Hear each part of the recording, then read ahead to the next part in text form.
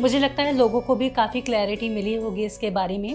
अब मैं आपसे ये जानना चाहती हूँ महाराज श्री, अगर मैं बात करूँ आध्यात्म की, तो आध्यात्म में बहुत सारी चीज़ें आती हैं जिसमें मेडिटेशन यानी कि ध्यान लगाना भी एक चीज़ है। जब हम पूजा करते हैं तो भी हम एक तरह से ध्यान लगाते हैं, ईश्वर को हम ध्यान लगाते हैं।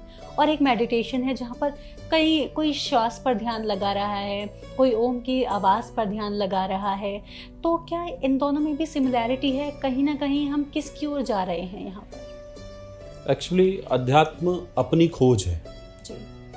अध्यात्म को यदि बहुत सूक्ष्म रूप में समझना चाहें तो वो अपनी खोज है जी। मैं कौन हूँ, हु एम आई।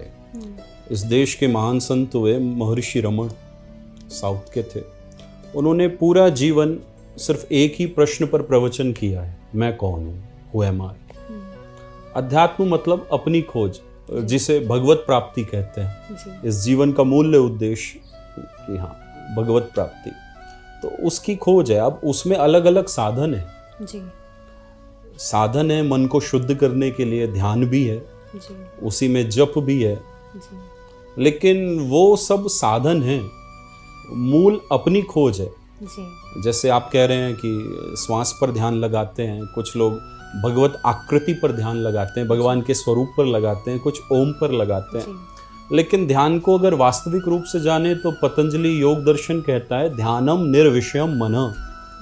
जब मन किसी भी संकल्प और विकल्प से रहित होता है, विषय से रहित होता है, जब हमारी स्थिति थॉटलेस होती है, विचार होते ही नहीं, उस स्थिति का नाम ध्यान है जी।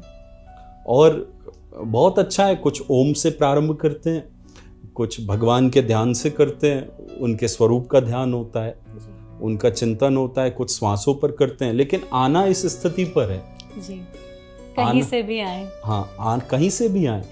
किसी को हाथी पे चढ़ना है, कोई पूंछ से चढ़ा, कोई सूंड से चढ़ा, लेकिन चढ़ना हाथी पर है। तो आना इस स्थिति पर है कि मन निर्विषय हो जाए जी।